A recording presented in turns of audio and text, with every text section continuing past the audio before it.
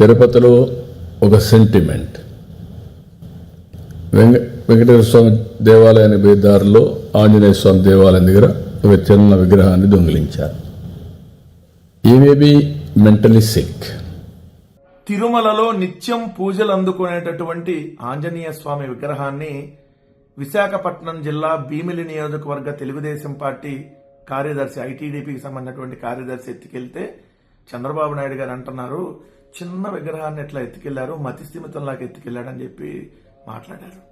అదేవిధంగా వాళ్ళ పత్రికలు రాసిన వార్త, అతనికి మానసిక స్థితి సరిగ్గా లేదు, అతను ఆ విగ్రహం చూడగానే చాలా బాగుంది, ఇంట్లో తీసుకుని వెళ్లి పూజలు చేయాలనుకున్నాడు, భక్తితో పరవశించిపోయి భక్తితో ఎత్తుకెళ్లిపోయాడని రాశారు.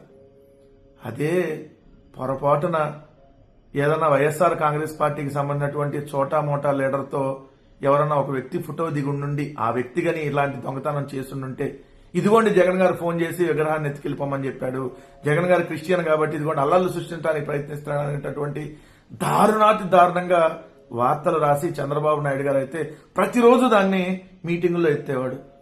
ఎలా ఉన్నాయి ఆ పత్రికలు, ఆ చంద్రబాబు నాయుడు గారి లక్షణాలు అనేది ఒక్కసారి చూడండి.